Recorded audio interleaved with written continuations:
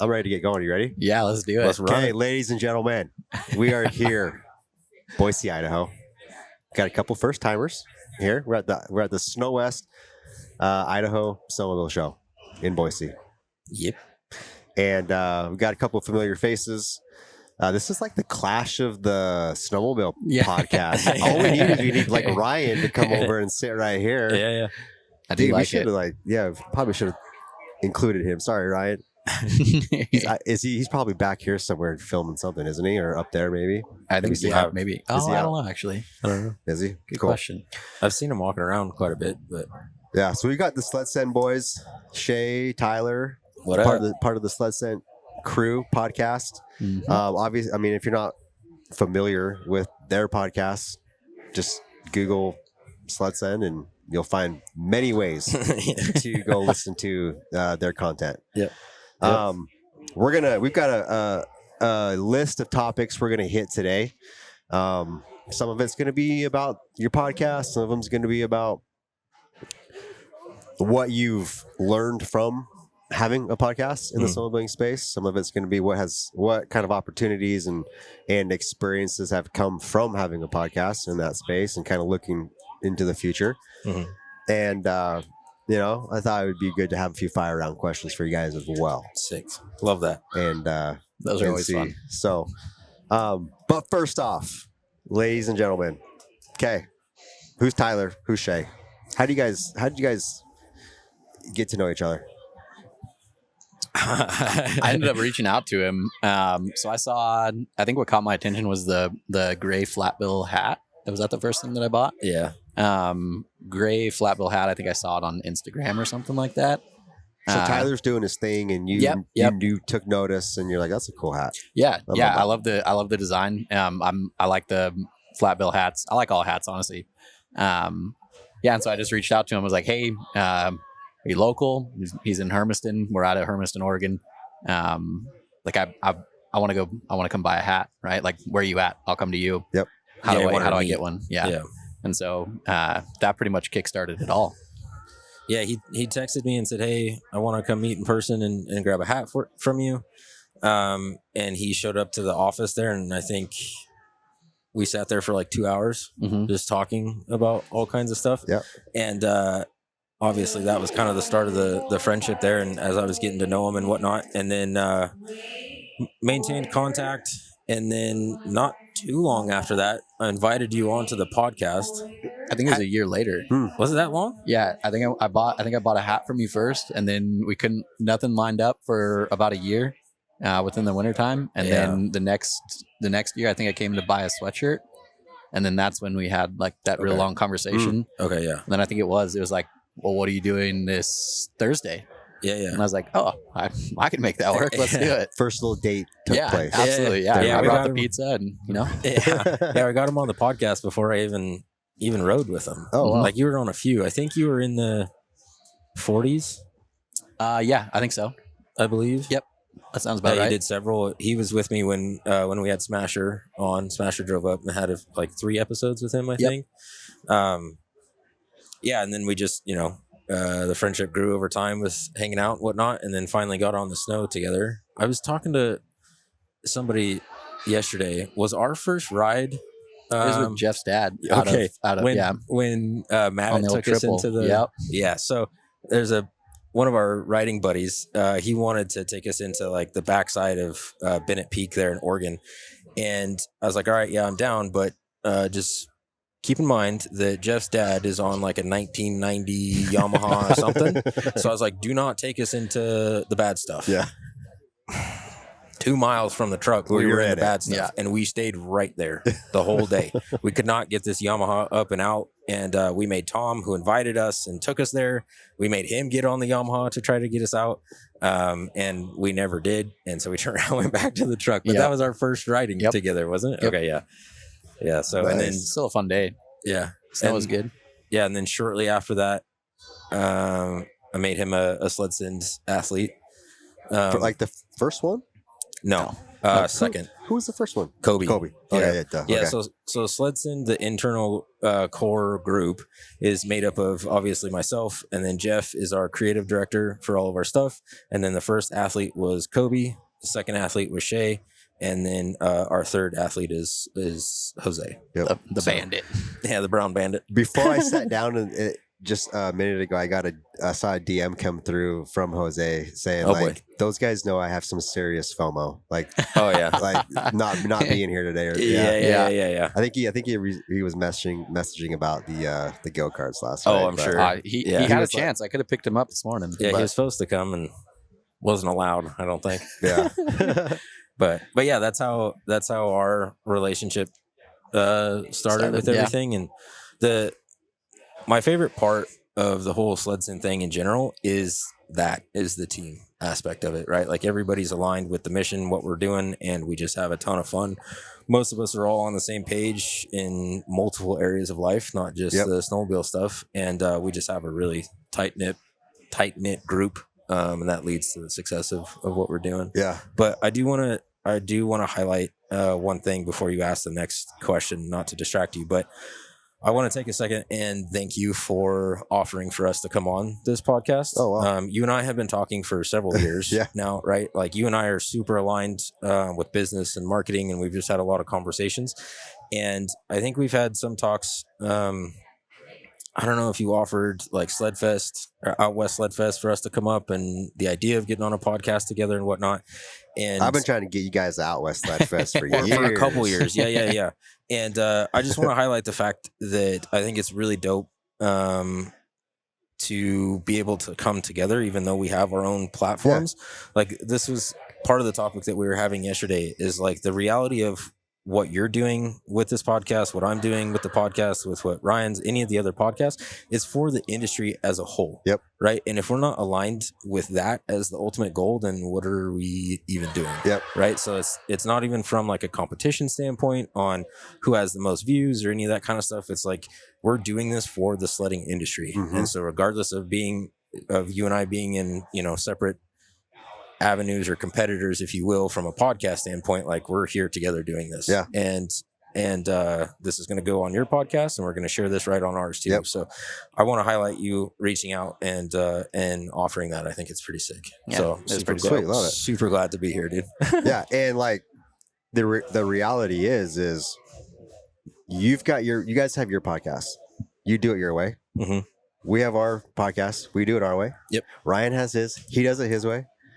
Whoever else, they do it their way. Mm-hmm. If we all did it the same way, it'd be boring and lame. Yeah. Facts. And so that's what's cool is, there's times where opportunity comes up and we bring on someone who's already been on your podcast. Mm-hmm. When that happens, I literally study your episode. Okay. Because I'm like, I do not want repetitive. I don't want it to be the same. Like, you already did that. Yeah. So if we can bring that person on and then have a different version, a different conversation, then we do it. Yeah. But it's lame for me to hop on and ask the same. I already know. I listen to your podcast. Like, I already know these things. I don't need to ask them again for myself. You know. Yeah. So So I think it's cool to have. There's got to be, because people are listening to podcasts. Oh yeah, this is not like a fad. More and more. Yep. And it's just getting more and more. And I don't know about you guys, but my kids are watching C-Boys podcasts, not just their videos. Yeah. My 11-year-old, they'll be watching the podcast. I'm like, you really want to sit here and just listen to people talk? And they're like, yeah, why not?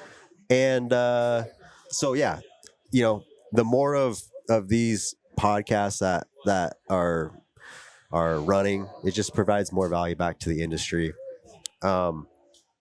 One thing that I think is cool about SledSend is, and I think I had it on here somewhere, so we'll skip over it when we get there, but the amount of episodes and the consistency that you guys have, because you can go back and look at a couple other podcasts and they don't do it anymore, and maybe they got through like 8 episodes or something. As you know, the first few episodes, first season, whatever, are the hardest because you really don't have many listeners, right? And it's just hard, right? In the beginning. The fact that like Snow West, they have a brand. They had a brand first. Yep. Yeah. And supplementing one of the things they do is the podcast. We have a company. One of the things we do is a podcast to supplement what we do with the brand. And you guys are just like that is podcast. Like that's the thing. And then you build around that, right? So yeah, that's cool. The podcast is top of the funnel for attention. Yep. For everything else that we do. Yep. But yeah, and to your point with that, like obviously already having something established like Deviant Inc. and then plugging in the podcast, you already have a huge fan base or customer base or whatever that you can just plug that into. Whereas with us, like we didn't have anything, we had to start from essentially zero with just the concept. And so it's taken time to get, obviously to where we're at, but it's like the consistency in those things. That's why we are where we are. Yeah. And a funny story with the podcast thing, and I don't know, you might have this question on there, but how it even started was I created SledSend. I used to do digital marketing and whatnot. And I was like, man, I want to utilize the skill set for something that I love instead of doing this for clients. And I was like, well, I really love snowmobiling. So why don't I start Instagram and whatnot? And then I started with like some print on demand merch. And Jeff, our creative director, we worked together with the ad agency that we had and whatnot, went to high school together, good friends. And he walked into my office one day and he was like, dude, you should start a podcast for snowmobiling. And I was like, can you pause? Because what's the year? When was this? So we're in season 5 right 2020? now. Yeah, ish. Was SledSend a COVID baby? Yeah, something like that. Yeah. Around that somewhere time? in there. Well, because when Jeff mentioned that for us to start it at the time, to my knowledge, it was only Brant and a podcast called Sled Addicts, which I don't think is still a thing anymore. I don't know. So it was just those two that were out there. And so for me, Jeff had the idea and I was like, all right, well, I turned around and I bought all the audio gear. Obviously, Jeff has all the camera stuff. And my initial thought was like, well, I'm going to grab a couple brewskis and get the boys that I ride with and we'll just shoot the crap about snowmobiling. Yeah. And that's where it started. And it just, and then I think by like episode 4 or 5, we started getting some attention. And I was like, all right, well, maybe we leave the brewskis out of this or whatever, and then it all just kind of took off from there. But that was the origin story, I guess, of the podcast thing. So now, like, how does it feel? I mean, you're on the other side. Have you been on anyone else's podcast where you've been the guest? You've always been on not within the sledding industry.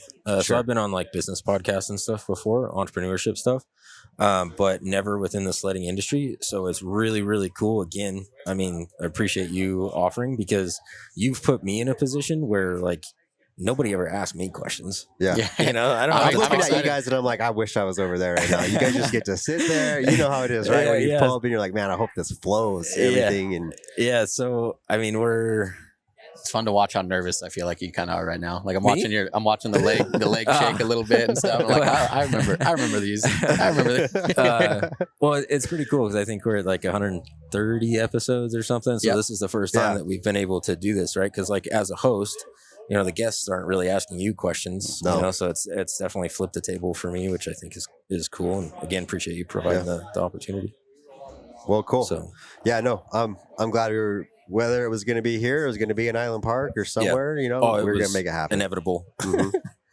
Island Park would still be cool. Yeah, still would be cool. Yeah. Episode 2. Yeah. We haven't had very many returning guests. Actually, well, Muskoka, Turcotte. Yeah, that's like Brett, huh? But Turcotte was been on as a co-host, but later on, he'll be on with Jamie. We have got a recording with them that'll come out a little bit. Obviously, you've already watched it if you're watching this one. But dude, that's another thing to highlight too. Like your episodes and your guests that you've had on this season have been incredible. Top notch. Dude, like the talking points and even the, because I understand your marketing mind too, the clips and the hangers and the hooks and whatnot for the attention. everything you've done this season has been really, really good. And so, do you know what sucks about that? That's the hardest part of the whole freaking operation. Yeah. This is the easy part. Yeah. The time to make a freaking 30-second clip, overthinking it and takes overthinking so it. much damn time. You know, gosh. Yeah. Anyway, sorry I cut you off. No, it's good because it's been so. Whether or not this is a good or bad thing, but you touched on this, so I'll highlight my angle of this. This is kind of the first year, and just being completely transparent and honest, not that I haven't been this whole time already, but like I've watched more of your episodes this season than I ever had before, because of the questions, because of the clips, because of the hooks. But for me, you know, how you look at like some of the guests that were already on our episode, so you study that and then critique the questions that you're going to ask. Whether this is a good thing or a bad thing, how I go about that is I hardly expose myself to what anybody else is doing from a podcast standpoint. And my reasoning for that is I don't want any outside influence on how I'm going to control the conversation. That way, like, if you ask somebody about what they're getting for snow check and I happen to ask them the same thing, for me, that's I know the first time. Like, for me, like, I know it was genuine for me because I didn't expose myself to anybody else's content. And then it also, it's like my big thing is like I try to stay focused and transparent in the moment and speak from the heart. And that way it flows easier. So I just don't want any like outside influence on things. But again, this year with some of the stuff that you've done, I'm like, oh man, I want to know what, you know, I want to know what was said or whatever. And so, I think what you've been doing, cause this is season 3 for you. Yeah. Okay.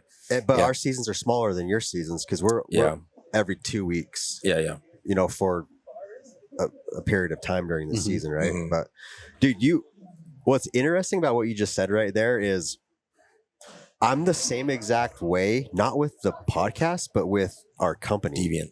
Deviant. I don't follow any of our competitors, and some of our employees do. And so they'll be like, hey, did you see this? I'm like, no, I don't tell me. I don't care. Yeah. I don't want any influence. Because you don't want any influence. You want, if you had a gut feeling and you roll with that, like for me personally, I just want that to be my gut feeling, and I don't want outside. I don't want someone else to predict when I need to do a sale. Yeah, authenticity. I can come up with my own good ideas. Yep, and I want them to just be my good ideas. Yep, I don't want like someone else's good ideas to influence my good ideas. Right? And a second layer to that, it naturally becomes like comparison syndrome. And that sucks. Dude. Yeah, when you start to compare, that's not a happy. That's not a good place to be in. Yeah, and it can impact your level of confidence and all that kind of stuff. So I choose to kind of go the opposite direction with that type of stuff. Yeah, that's I didn't know that. That's good. That's because I fully understand. Like I said, from our business side, it makes perfect sense why I don't. Why you want to stay in your own lane. So not think about it. Cool. Yeah. That was a fun little tangent right there, boys. But before we leave that, okay, so you've interviewed, how many episodes are you on? 130 something, I think. Yeah. 130? Yeah. 5 seasons, 130. You've interviewed a lot of different people. If you could narrow down maybe just a couple of like the biggest things that you've learned about sitting across from someone in the snowmobiling space and having a conversation, what would a couple of those kind of big things that you've learned or taken away from? That's a good question. The first thing that pops into my mind is, regardless of your status in the industry, at the end of the day, we're all humans and we love to ride sleds.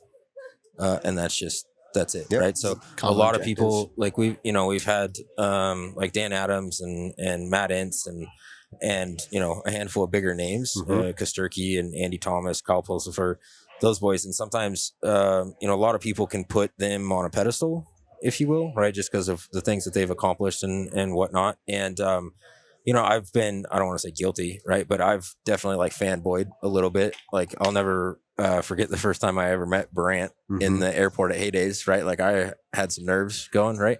And then once you once you are in the element of the podcast, especially in person, getting to know them, shake the hands and whatnot, like it, not taking away from the things that they've achieved, but it brings the barrier down to the reality of like, they're just as human and they just love to snowmobile. Right. And so it just, you just kind of realize that everybody's kind of pretty much on the same page when it comes to that, regardless of if it's Turcotte and X Games gold medals social or level, whatever, right? Skill level, all that. Yeah. But again, I'm not saying that to try to take away or deter the things that they have accomplished. Like they're at where they're at because of the time and effort that they put into it. But ultimately, like they're just some dudes that like to ride sleds like the rest of us. You know what I mean? So I would say that's the first thing that pops into my mind. But same question to you. What do you think? I'm glad you got to go first. Yeah, I mean, that in general, right? Like the common ground between everyone, and at the end of the day, everyone is human, and we all share the same passion for the sport. But I think the coolest thing for me is being able to see the diversity within the sport and the different avenues that everyone is kind of like that they pick up on just because of either what they've been exposed to, who they've talked to, whatever that may be, right? And then how they kind of try to grow it from there. Yeah. Right. Like everyone genuinely cares, or I would say most everyone genuinely cares about the growth and the trajectory of this sport. But it is very, very interesting to see how people are manifesting that. Yeah. Right. Yeah. And to kind of tag along with it, I think for the most part, as long as you are like, genuinely a good human being, if you know that someone else snowmobiles, instant connection. Oh, absolutely. Just like we said. Yeah. As long as, you're like a good human being and not a doofus, there's an instant connection of like, I know you have this very similar feeling that I do the first time I get to ride a snowmobile every year. Like that feeling, everyone has a similar feeling like that, and it's pretty cool because it gets taken away for a season, right? So, yeah, that's cool answers. Anything else? Nothing really stands. We'll get into it. Stands out. Don't worry. We're coming back to this in a roundabout way. Yeah, we'll peel another layer on you here in a minute. But favorite episode. So this is not a fire round question. This is like, hey, let's think back. 100. You said 140, 30-ish. We're in that range. Yeah. Do you have a favorite episode that you can think of? That one sticks out the most. Yeah, I have two. Same. Well, okay. Well, I probably are they going to be the same? I was going to say, yeah, that's the thing. They probably might be. Let's let you go first again. My first favorite episode was our 50th episode because it was a milestone, a celebration.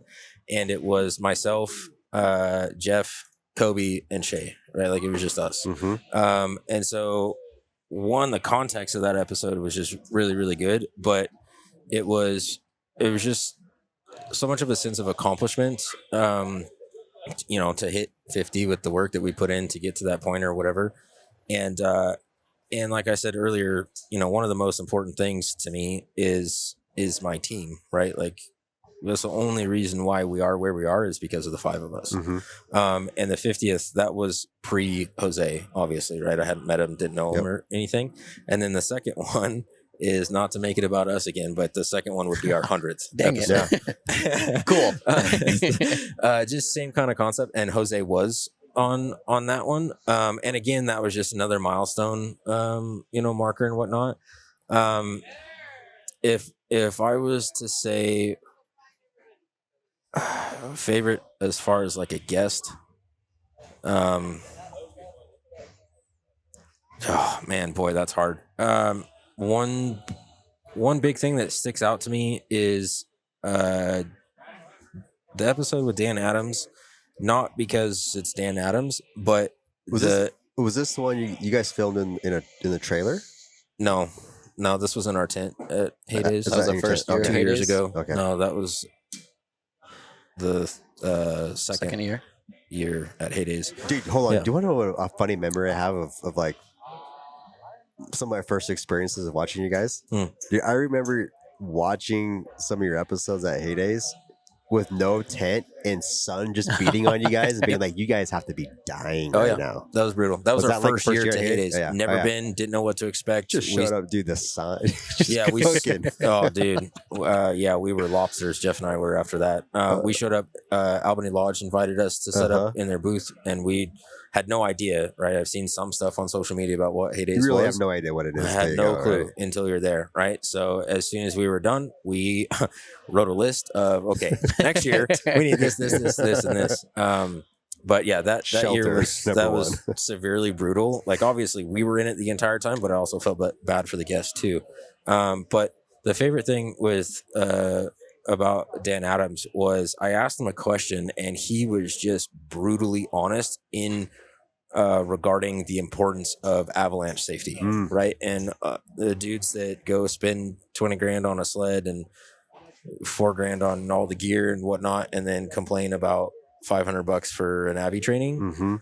Dan went off on that, right? And that was a really powerful clip too. So that one definitely stands out. What are some other? How long are you gonna leave me in? I've got one. I've got one for you guys. Okay. Well, my favorite. It's kind of a cheater one. It was the Kosterki episode. Oh yeah. At Heydays. I mean, I feel dumb saying that, but here's why. That was my favorite one. Any wannabe upcoming snowmobile ambassador, influencer, I want to be an influencer in the snowmobiling space, needs to go watch that episode. Yeah, he broke it down. Good. He broke it down, but the biggest thing is he is probably the biggest, one of the, if not the biggest name in snowmobiling. But he still goes out and grinds. Like he has a job. Like he works. Still in the shop still at 1 a.m. in the shop, 1 a.m. And if he's at the very top and you're down here, everyone else in between, like, I don't want to pop your bubble, but like, you can't just say you're going to be a snowmobile influencer and you're going to get paid and it's going to bring you the lifestyle that you want. Yeah, no. Like, that was what I got from that episode of like, oh man, if he's got to go do this so that he can do this on the snow, everyone else in the space needs to too. So I don't know if that came off or made sense, but that was the vibe I got. Like, because we get people all the time, dude, this is what I'm gonna go do. I'm gonna be an influencer, a YouTube, snowmobiling, and I'm like, going to and have done are way two different things, man. Show me what you've done, not what you're going to do first. And like, I think kids are growing up thinking that because they just watch his videos and they blow up and he's, they got nice sleds and all this. And they just see the nice stuff, right? That like, oh, I'm going to go do that. And then I get this, right? So yeah. Well, to piece off of that, my train of thought to provide that to the listeners and viewers is like, that's kind of the concept of how I approach sponsorship stuff. My big thing is obviously the relationship. That's first and foremost the most important part, and then obviously the products have to be good or whatever. But I approach the partnership because that's what it is. In the idea of like, what can I go do for you? What can I produce for you? And then ask. Yeah. Right. Like, let me go prove the value of whatever I can do for you. Because then that changes the conversation. Right. Because like a concept there is like, okay, if I provided you X, naturally, if they're a decent human being, they're going to feel like they owe you, right? As like a mutual service value exchange. And so I aim to go out of my way to prove something first. And then, okay, now let's have a conversation of what is that mutual exchange. And that's a contributing factor as to why I am where I'm at. I would love if that was a rule. That everyone had to a prerequisite. I say that because most people don't, like you're saying, the younger, they don't think in that way. And another thing to go off on that again, like I was talking to, I don't know, somebody, is most people don't comprehend you know, a lot of dudes aren't business savvy or what have you. So most people don't realize that a discount code or a credit or whatever, there's a human behind that brand that has a family, right? And so that discount or that credit is literally food off of their table, essentially. And most people don't look at it like that. And I think that's wrong. Yeah. Sorry. That's just I love brutal. that whole statement right there. It's what it is, man. And it's not brands, you know, trying to be selfish, you know, obviously, but yeah, the amount of times, you know, the DMs and messages that any brands that are here probably are getting too. It's like, hey, what can I do for a free wrap? Yeah, that's the wrong approach. And within 3 seconds, you go the quickest thing. You look at their follower count. Not that this matters, but like 200 followers, no posts of snowmobiles. Come on, man. What are you doing? Like, you're not giving me much to work with on this decision, like to make this decision here. And so, well, back to what you said, like, build first, they'll come. Yeah, build first, then come. And maybe Instagram isn't your platform, but like, you have to have you have to have influence somewhere, right? Yeah. Show me where that influence is. Go do, and then show, and then ask to partner up and collaborate. Make some magic happen.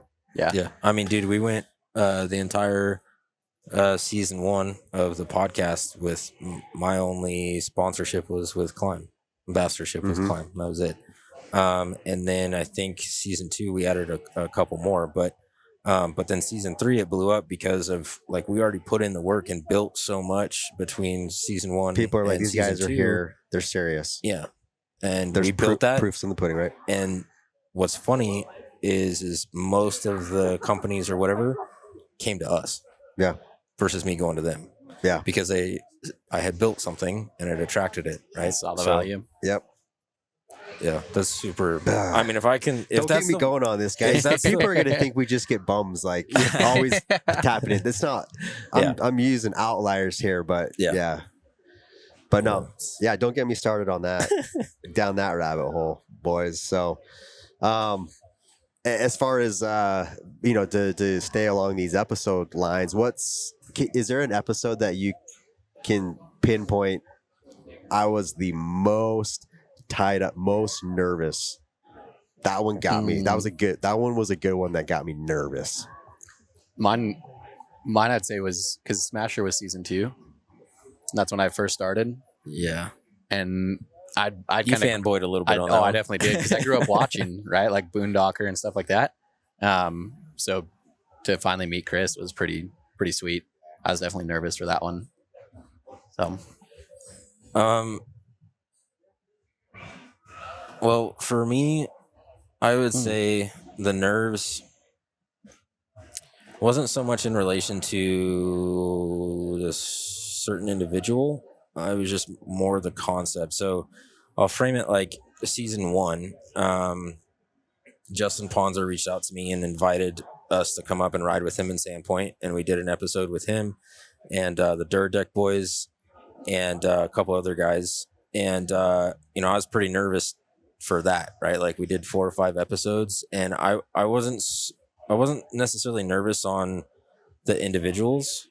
I was just nervous on the idea of like, I got to host this and I got to lead this and I got to think of the questions and whatnot. And then from like a bigger name stuff. I mean, I was a little bit intimidated with Dan Adams, and Matt Entz a little bit too. And, but then again, it's one of those things that like, we're running so many reps that when it came time for like Jack from Boondock Nation or Kasturkey or Andy Thomas and Kyle Pulsifer, I didn't really have any nerves, because again, it goes back to like, yeah, these dudes are really cool and have accomplished these things, but they also just really love to snowmobile. And I've tried to aim to train myself to just run the reps so that the nerves don't come into play, because then that removes me from the present moment. And the highest value that I'm going to give for the show and for the guests is to remain present right here in this moment.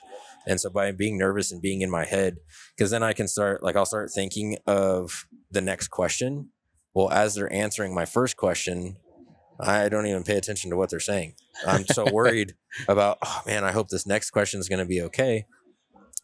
Which oftentimes is super funny, and you probably run into this, is when you have a guest on and they're talking, if you are paying attention to what they're truly saying, oftentimes they will highlight what they actually want to talk about.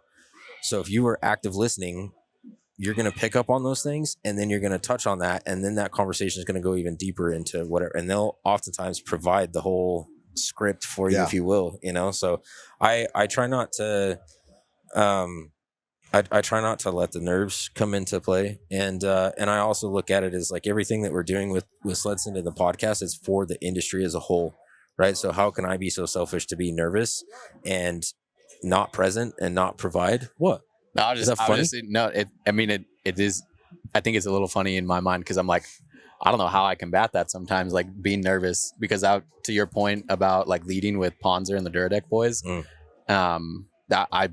that was probably the most nervous I think I've been, aside from Smasher, was when you're like, hey, why don't you lead the kids ride one? Like, you just do it. And I'm like, what do I do? Like, how do I do this? Right. Yeah. So yeah, I feel like but more reps, I guess. Yeah. I mean, it's just like the gym, anything else, right? Running the reps over and over and over again. And yeah, most, I mean, there are certain things that, that bring forth nervousness. Like, if someone is scared to publicly speak, that's a hard one to just like squash. Yeah. Right. But like you said, the more reps you have, the more times you've done something, usually nervousness comes from a feeling of being unprepared. And so, absolutely. And so if you feel like you're prepared most of the time, even when you public speak, there might be some little butterflies in there. But if you are like focused and and you're excited about the message that you're going to deliver, there's not like the same nerves aren't there. So flip that back to you. Yeah. Have you had the nerves for guests? I hate public speaking. Okay. So, and I was the kid who like, class participation. Nah, I just want to sit and listen to other people. I don't want to get up and talk. So it's actually kind of funny that I do a podcast because I'm not very good at public speaking. But I was always such a huge fan of podcasts. Like they brought me a ton of value that I realized that, man, if I could figure out how to help provide similar value to a certain industry, that's kind of got me excited. Yeah. And it's like, well, I understand what you said of like, if I'm not good at podcasting, I'm probably not going to, season 1 might be bad, mid, but if you stick to it, hopefully season 2 is a little better. Hopefully the next season is a little better. Hopefully you put yourself in situations that make you grow so that you stretch, and then all of a sudden your skill set gets a little bit better. But I would say most episodes, there's nerves there. Like I just want to make sure that it's a good conversation. Like the end product is good. Sure. Yeah. Right. So that nerve is kind of always there. Visibly, there's 2 of them. Okay. The first episode we ever did was with Sled Wild crew. I knew them very well. It was a nice little icebreaker. Didn't know what the crap I was doing anyways. So it was good to do that with Jeff and the crew down there, Anna. But the second one, like hours later, was with Matt, with Muskoka. Oh yeah. And we had been working with Matt for maybe a year or 2, but we never met in person. It's always been text, phone, DM, whatever. So he was like coming over to our Heydays booth, first time seeing him in person. Gonna sit down and have a conversation with him.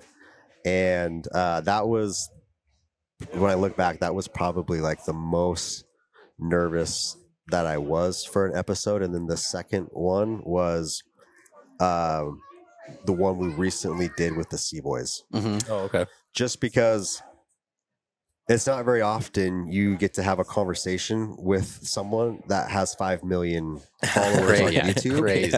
And it's like they may bring their A game and they're going to bring their followers to your thing. And if you're a putz, you're going to fill into the comments. Better just stay away from the comments, you know? Yeah. So that was kind of like where the nervousness came for me from that was like, I already know that I've got great conversational questions, but like just making sure that the delivery of it, that was kind of what got me nervous. Yeah. That makes sense. They were solid dudes. My boys are huge fans every episode. One of them was there. They were Micah and Ryan were so cool.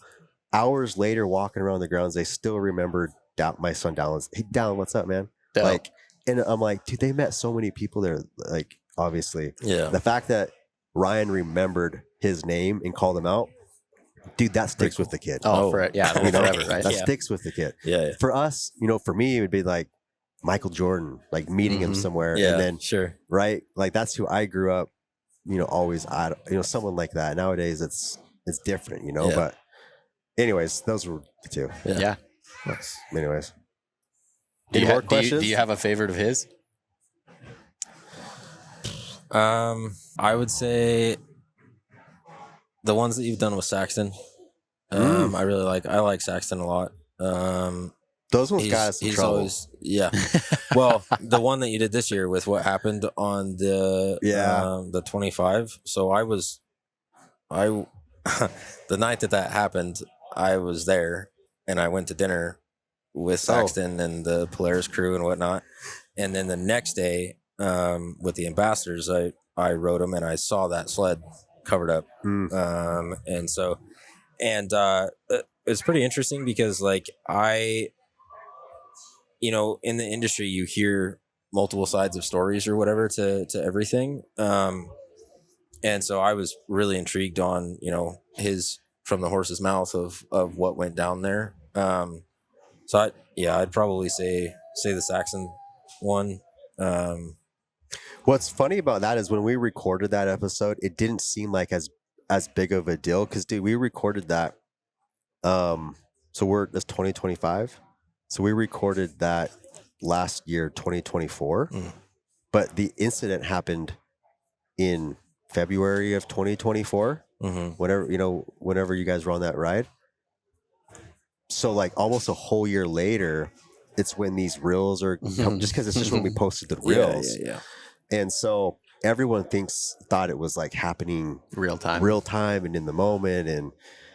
But when we were recording it, we got done with Kyle, and Kyle was like, "Hey, how was that? Do you think I'm like just from like an innocent bystander, I felt like you were very respectable as to what happened that day." And we were like, yeah, well, I don't think we need to change anything like with it. So, anyways, but then what's funny is like we posted that and like a year later is when like the trouble came. And what sucked is like during when some of the reels went live, like we're in the process of working with Polaris to become an officially licensed graphics provider. And Kyle hit me up and was like, dude, I can't like really share any, like, I know you're tagging me in some of these things, but like I'm on hot water, I this wasn't, I got to just, tone it down a little bit. And I'm like, oh man, okay. Yeah, I see that. So, but and then the one with Nels was really good too. Yeah. I like that one a lot. Nels is a good dude. Yeah. He was a straight shooter, I felt like. Yeah.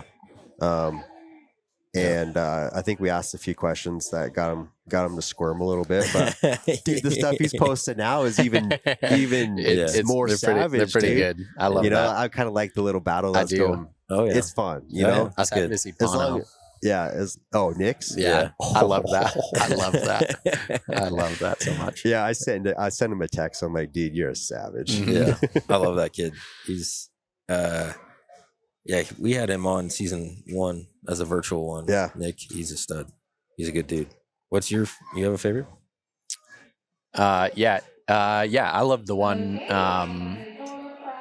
with Jeremy, Hanky, and Sheena. Because you guys were just in an airport, right?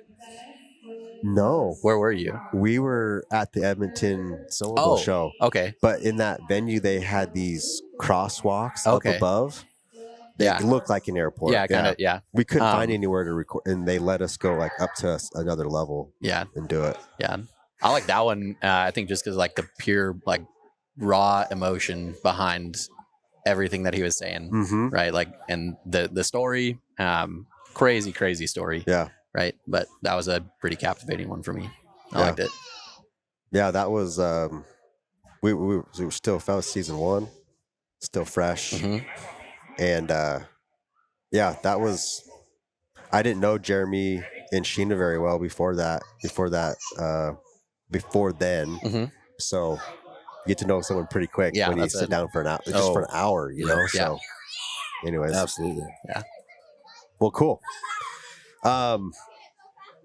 SledSend initiatives. Like you said, the people and the crew is what drives kind of like the passion and the goal here. We've got Arctic Thunder over here. We've got going nuts. 3 little there's 3 kids sitting on there, sitting on the old Arctic Thunder going for a snowmobile ride right now. So if you can hear, oh no, they're loud. This is the passion we like to see here. Yeah, we love it. Yeah. But as far as like the cool initiatives, you've shared with me some of the things that you're doing. It's unique, plain and simple, unique. And you're calling it the Brotherhood as one of the programs that you're running. I've been on one of your weekly meetups, which was fun. Last season, right? I thought that was cool, like getting a bunch of dudes together, and whether you're talking about snowmobiling related stuff or just life stuff in general, it's cool that you're able to bring people together and have conversations like that.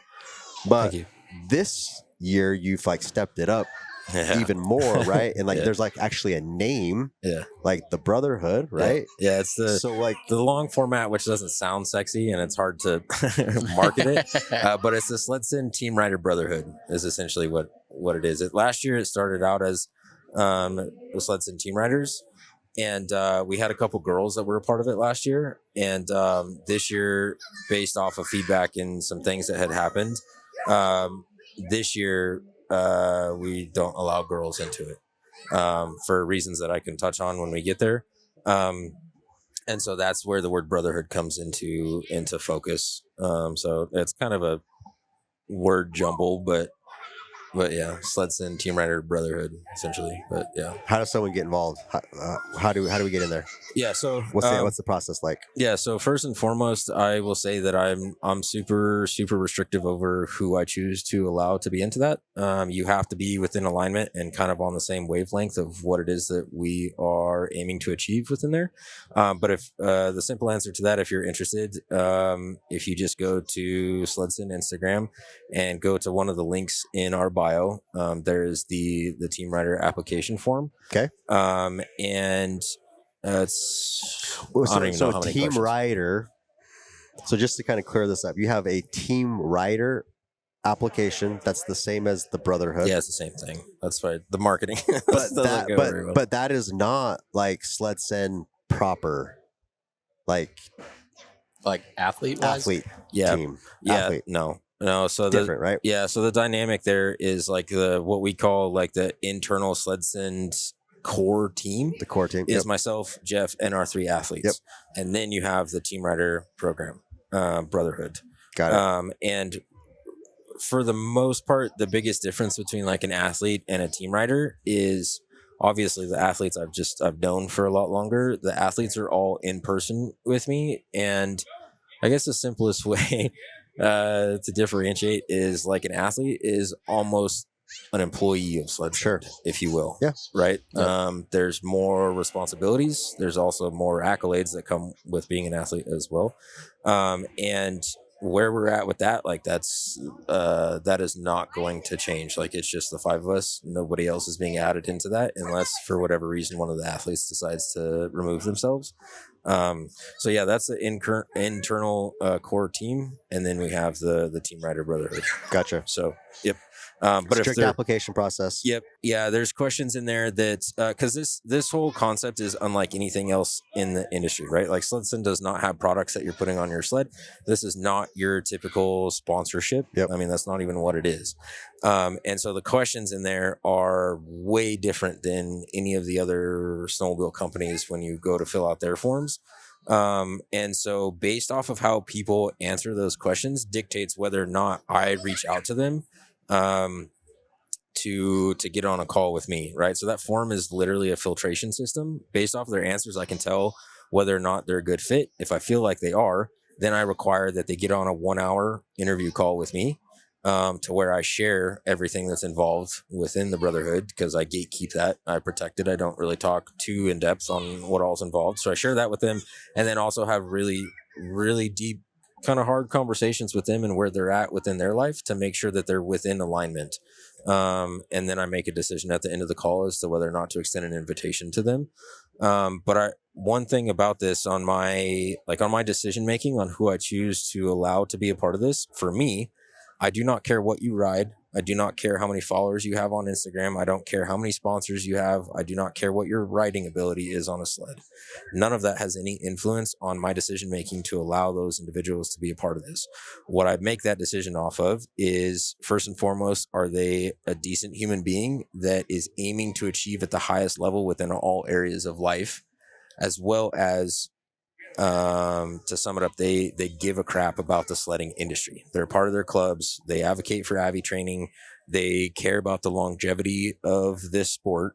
So that's what I make my decision off of. So, I mean, to be completely, we get this question all the time, like, I don't really care about the social media. We've got a team rider, several team riders that have 100 followers on Instagram, and they delete Instagram off their phone for 6 months out of the year. I do not care about that. Yeah. That has zero influence on any of that stuff. And some dudes are here for the brotherhood and sense of community, want to be a part of something bigger than themselves. Some dudes are here because they want to make a name for themselves. They want to grow their Instagram. They want to get more sponsors, whatever. So it's kind of a mix of everything within that, if that makes sense. Yeah. So who's the perfect candidate? If you could mold the perfect SledSend Team Rider Brotherhood. Mm-hmm. Yeah, so the perfect candidate for that would be a little bit of what I touched on there, but it's an individual that is willing to look at themselves in the mirror, not going to allow ego to get in the way, and they have the awareness that maybe they don't have all the answers when it comes to personal development, fitness, relationships, being a father, as well as curiosity or even a lack of knowledge around sledding stuff or content creation or social media growth or how to attain sponsorships. But the snowmobile side of thing is more so just a byproduct of the Brotherhood. So really how it's kind of broken down is like 80% of what we do within the Brotherhood is focused on life. 20% is actually focused on snowmobiling. It's kind of crazy to see the chat, right? Because not all of it's about snowmobiling. The biggest. Right? Right there, what you said, that's the biggest thing. Yeah. 20% sled, 80% life. Well, because my reasoning for that, dude, is like if we're lucky, we get to go ride Saturday and Sunday. Yeah, right? not even 20%, really of your life. Yeah, so you still have to live life Monday through Friday, right? You have to get up, you have to go to work, you have to be a father, take care of your kids, you have to make money, you have to do some form of physical fitness and be healthy, right? Like, and there's a lot of struggles and stresses as men that we hold on our shoulders, and society unfortunately tells us to pull up our boots, get back on the horse, and don't be a punk, right? And that's not necessarily the best way to go through life, because oftentimes a lot of those negative things within our life, we can subconsciously pass that down to our children without even knowing it oftentimes, and so we maintain that negative pattern. And that's not always the best way to go through life, right? So individuals like that are maybe interested or curious. You know, they don't have all the answers on how to go about that, but that's something that kind of piques their interest. And another thing I'll say is like, this is not for everyone. This is not a fit for everyone. And a big thing that I was up against last year when I created this was like, I understand that pretty much our entire demographic of this industry is blue collar boys. That's where I come from. My dad runs a stream restoration company in Montana. Both my uncles in Oregon are electricians. My grandpa was a potato farmer for a long time. And so when you begin to introduce the concept of personal development, meditation, talking about your feelings, all of those kind of things, a lot of dudes can put up a wall, right? Because especially blue collar boys, because, you know, a lot of times we're in this box based off of what our granddaddy told us. Yep. And I have lived a life and been exposed and partaken in certain things that kind of broke that mold for me and introduced me to things to where I had to pour a lot of time into myself to deal with a lot of my own childhood traumas and a lot of negative things that were brought into my life from, not to get too crazy, but like from my birth mom, a lot of issues with my stepmom, issues with my dad, and a lot of things that I had to go through that had an influence on how I was. And I had to do the internal work to kind of break that mold so that I didn't pass down those things to my daughter. And so like coming from the blue collar space, well, I know that I went through that experience and I know how that impacted my life, from my relationship with my daughter, relationship with my fiance, my relationship with money. And so like, that's kind of the whole, I'm all over the place with this now, but that's kind of the concept. That's what's driving the backbone of this program that you've built with the Brotherhood. Yeah. Essentially, you're like, everyone's got their thing, right? There's their struggles. Everyone's got their struggles. And what I get from it is you're creating a place to hold people accountable. Absolutely, yeah. Because when you have no one to be accountable for, like, that's one of the things I like. I'm a little biased. Get married, have kids fast. Your life, you now are accountable, and the stakes just got raised. Like, you've got to, like, it's serious, you know. Like, I'll share a story and I'm happy to share this on the podcast because this is just part of my life. But when the accountability and the process of how quick things can happen. So for me, I spent a night in jail, a month in rehab. I was married, divorced, and had a kid before I was 21. So wow, like I had to grow up real quick. Right? Yeah. And so yes, accountability. That's a big thing. I was 19 when my daughter was born.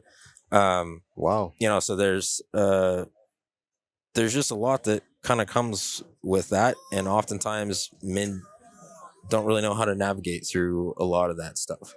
And that was something that I learned kind of the hard way last year with the 30 people that I had in there. Was a lot of dudes, or a handful of them, weren't willing to look in the mirror at those things, right? Like they just wanted to leverage SledSend to get as many sponsors as they possibly could. There was ego and whatnot and drama, and I had to remove people. A lot of people removed for themselves. And so, you know, when I brought this to market last year, nobody else was doing anything like this in the industry. So I kind of just had the idea and I threw stuff against the wall to see if it would stick. And then I pivoted from there based off of feedback and the things that I learned. And then into this year, I mean, we've built something that's 10x what we had last year. Oh, absolutely. That's awesome. I mean, dude, we've got people in, are you familiar with Slack? Yeah. So that's what we use for all of our communication. In a previous life, I was deep in Slack. Okay. So we've got multiple channels in there of like our main Team Rider channel, but then we have a fitness channel where dudes are posting what they're hitting in the gym, accountability stuff. We've got a mental health channel. We've got multiple channels, and we've got messages in there all the time of dudes. Like one of our Team Riders this week on Tuesday, actually, he hit 7 years of sobriety, complete sobriety. We've got another dude that's right at like 600 days of sobriety and a 10.5 month daughter, and he's like lost. And but this dude's been there and done that before. Yep. And he's in there. Yep. And so these are the types of things that are being shared that have nothing to do with snowmobiling. Yeah. Right. And these guys can post something, and within a few minutes, like there's 20 messages of other dudes, right? Like the one that was struggling with the drug addiction stuff, like within 15 minutes, Shae made this huge paragraph and shared some personal stuff, and then shared his phone number for him to get on a one-on-one call with the kid. Another dude in the fitness one, because of what we were doing, he decided to go to the gym for the first time in 15 years, and is feeling amazing, and it has an impact on every area of his life. So it's way more than snowmobiling. Yeah. there's that common core of snowmobiling, right? But there's so many facets to there's that. a common hobby that kind of attaches everyone together, but everyone has a plethora of and people bring different things to the table. Yep. That's a cool thing that you're doing. So you said application. Anyone can fill out an application. Would you approve anyone at any time if they meet the requirements, or is there an open season, closed season? Yep. So last year when I did this, I capped it at 30 people. Okay. So and I put it out there, and in the first week we had it filled. Okay. And so I shut it down, whatever. This year, I am not capping it. Okay.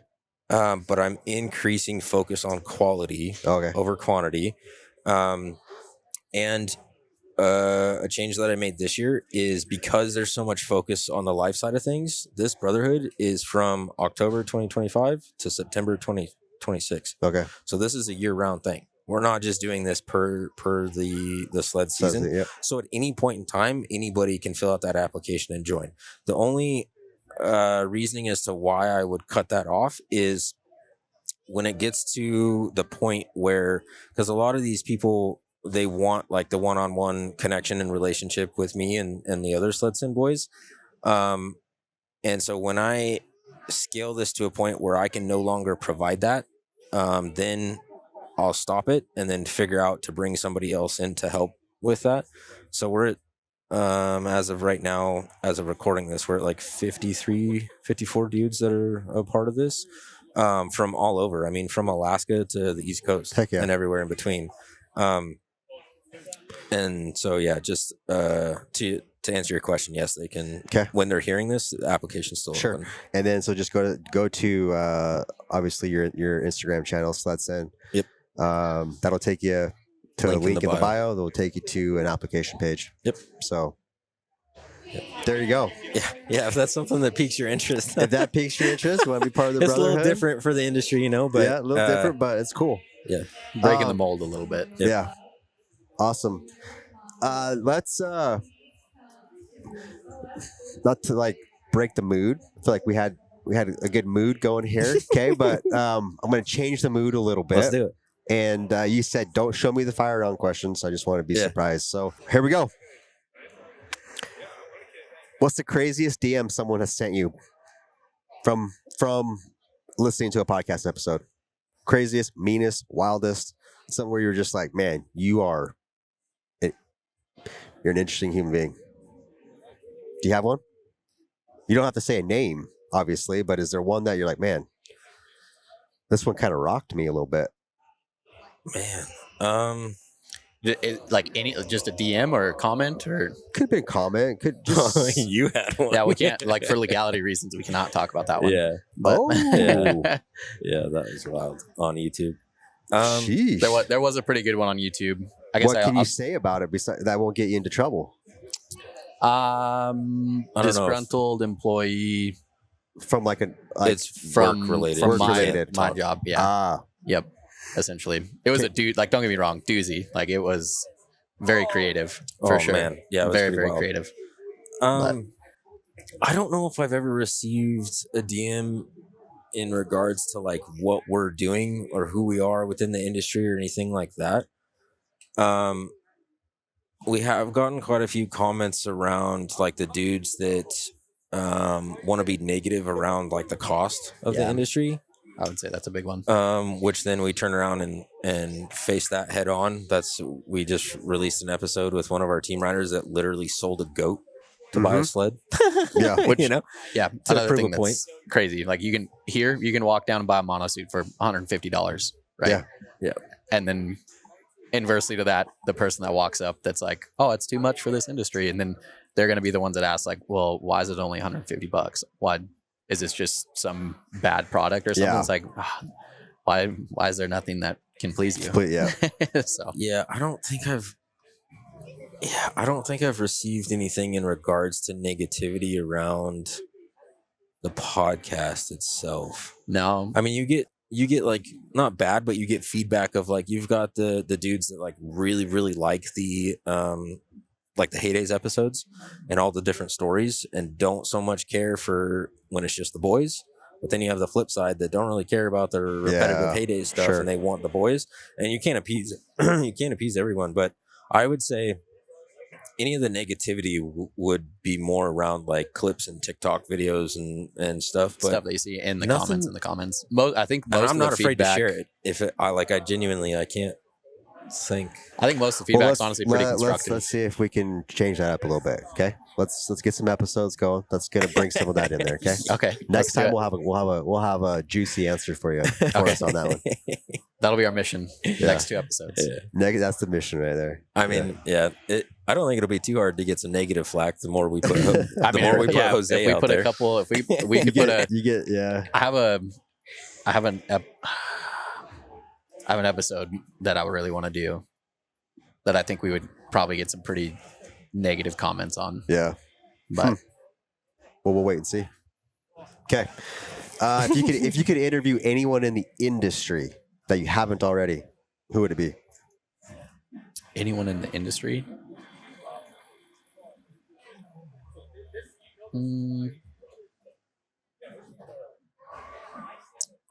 Dang. Oh man, I don't know. Muskoka would be cool, but I feel like that's kind of Muskoka. I pounded Muskoka. That sounds weird, but I went after Muskoka several times at Heydays because we were the first time we were there and the second time we were there. We were right across from his booth, and I went over to him several times, like, "Hey, let's do an episode. Let's do." He was so camera shy, right? And then he turned around, went on your podcast. I was like, "Dude," but he would be cool to have on. You got the pull. He would be cool to have on. I don't know, man, because like there's probably a lot of people out there that I'm unaware of that would be really, really cool. Cause like I've done episodes with dudes that have 300 followers on Instagram and aren't a big name or anything, right? Like again, I do everything for the sledding industry as a whole, right? So there's probably some more avenues to pursue within like Avalanche specific stuff. I'd really like to get Victor and Kelly with the Willow Avalanche that would Center, be pretty our cool. local Avi place, which I've talked to them about it. More highlight on Avi stuff, just because that's something that we take seriously. It's like where I'm at now, like if you don't have the proper Avi stuff and you don't have somewhat knowledge, or you're not at least hungry to learn the knowledge that we can just share with you, I will not ride with you. And then an internal thing with the core team is that's pretty much my one and only requirement is if these boys aren't going to do Avi training, I will remove them from the team. So we've done level 1, we've done rescue, and this year in January, at the end of January, we're all taking a level 2 together. Cool. That's like really my one and only requirement of the internal team is like, if you don't take this stuff seriously, because we're all so close. Like I know Shae's kids, he knows my daughter. We all know everybody's families and stuff. And we want to make sure that we trust that Shae's going to get me back home to my daughter, and likewise for him. That's something that's so important to us. And so that's pretty much the main requirement of being on the team is like, you have to take this stuff seriously and you have to invest in it and, do the trailhead checks before we ride, like all of that stuff we take very seriously. So doing something more in line with more Avi stuff, names, it would be cool to get Brant on. I've talked to him about it. He's really hard to lock down at Heydays, but we just had Brant on our team rider call. That should help on Tuesday, which was really wild. That was really cool. That was a really, really good call. It's the best one we've done yet, I think, for the season. So Brant would be pretty dope. Ty would be dope. Ty to D? have. Yeah. Ty's a stud. Well, we hung out with him at Jackson there in the backwoods penthouse or whatever, right? Like Ty's a really, really cool dude. And he'd be fun. He's not really been on much, dude. Yeah. Like, I can't think of one podcast he's been on. Have you? I don't. Or maybe not, or even in just like that kind of an environment where someone's it's a face-to-face community, question, answer, talk, share. Yeah. You just see banger clips. Yeah. Right. Yeah, Turcotte would be pretty cool too. That'd be a lot of fun. I would like to get a couple good old boys, like from back in the day, rode the old iron, right? Like maybe not even big names in the industry, but just kind of hear some of those cool stories. Like, well, what did you guys do to shave weight back in the day? Yeah. You guys had carbon fiber tunnels back then? What? Like that was a thing? Yeah. Like we did an episode, did 2 episodes a couple of seasons ago with Kobe's dad, Cliff Doherty. And that dude has snow checked a sled every year except for 1 year for like 35 years straight. Wow. Polaris snow check. Jeez. Yeah. And, he's, I don't know how early 60s.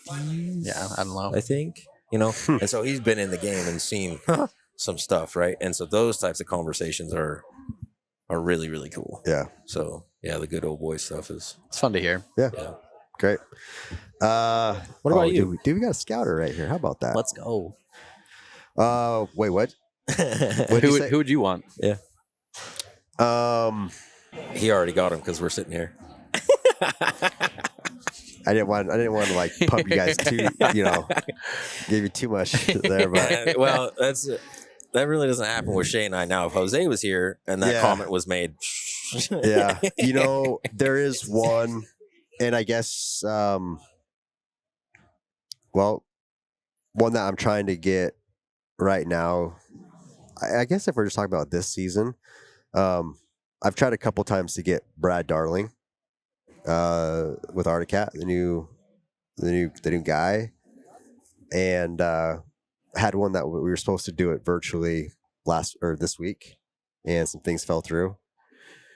So so like some types of individuals like that. Yeah. Like the Tomas and Tori. Yeah, a big decision maker at some company. Those ones are harder to get, so they're kind of a little fun to go chase, but I like it. Yeah. Okay, you ready for this one? What's a hot take you have about the snowmobile industry that could possibly get you in trouble? Hot take, possibly get you in trouble. About the snowmobile industry. Maybe that we are too greedy for new technology too quickly. When we complain about the price, we want the newest stuff at the cheapest cost, and that's not always. How do you run a business like that? Yeah, put all business, money, legality, OEM, internal stuff aside, and make Articat, Skidoo, and Polaris all link together on the same screen. Different screens, but be able to link with everybody. That would be a nice, safe way regardless of your advancement in tech, which centralize the comms on the machines. Strictly from a safety perspective, right? Almost, yeah. For all of us to be able to link together and see where everybody's at, regardless of the OEM. And internally on the inside, I've had some conversations that I won't speak to, but business and advancement, somebody has better technology than the other one and they don't want to share it, or whatever's going on, internal legality that we're all unaware of, maybe I don't know the answers to that, but figure out a way to put all that stuff aside and make it so that everybody can link and see each other for safety reasons. You would think quite possibly that could funnel down eventually. Yeah. Like some regulation. I'm sure eventually. Happen, Yeah. I think it'll happen. We'll see. Probably just depends on who owns the tech, and if, how they can shake that out, and or someone develops new tech that everyone wants to incorporate and they can incorporate and adopt easily into their individual platforms. Yeah. And so you got to be curious, like, is that driven by ultimately by money? Right. And so it's like, put that aside. If that's what it is, put that aside. Yeah. And link all of us to help for safety for the entire industry as a whole. Yeah. I mean, obviously, that's a tough decision for a business. Yeah. If you feel like you've got a competitive edge, Yeah. and like I've got this, but they don't. Maybe their argument is don't go buy this OEM, buy ours. Yeah, they could. You know, and I mean, I feel like there's several layers there that the three of us are completely unaware of. Yeah. Oh, but so just from like a hot take per outsider perspective of like, dude, I want to be able to link with my boys on the Skidoo. Yeah. Like we're, safety reasons. Like built-in screen. Don't have to go buy like 3 components and then this subscription and that subscription. Yep. And then like hope that there's like Wi-Fi there. Yeah. Like the Who packed the Starlink today? Yeah. The 7S can link with, what is it? Garmin. Articat. Yeah. And then they can link with whatever the Skidoos is. And have them be, because you can't tell me with the advancement in technology that's not possible. Oh, it has to be. It's got to be possible. It has to be possible. Yeah.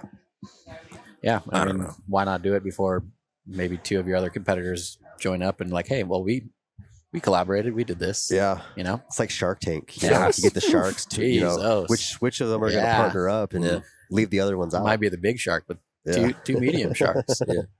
Yeah. I would say that. Cool. Well, I think we did it, boys. I love Sweet, it. man. Yeah. Thanks again for having us. Yeah. Things have quieted down. I don't even know. I guess there's dude, it's 2:34. We're cooking through the day. Dude, I haven't eaten since lunch yesterday before I got here. Yeah. Wow. Fasting. It's weird. At 12:30. I don't know. I'm the same way I'll go heydays and I'll go like a day and a half without eating. Yeah. I'm drinking fluids, but I'm like, dude, I don't think I ate anything today. Like I'm not hungry either. What's going on? Yeah. But there's just so much in a small window of time. So. Yeah, no, that makes sense. Got to make the most of it. Yeah. Well, thanks for popping on. Thanks Tyler for having and Shae. us, man. Yeah, Glad we were able to meet up, and like Tyler said, we're gonna make this available and cut it up so that we'll cross post and we'll do it on the same day. We're posting on the same days now. We're just every 2 weeks and they're every week. And so we'll link that up and make it as available as possible. So heck yeah. Okay, thanks for tuning in. Hopefully there's lots of snow when you're listening to this. I hope so too. Wherever you are, we need it right now. Snow. Yep. So, absolutely. All right. Thanks all. Thanks. Thank you.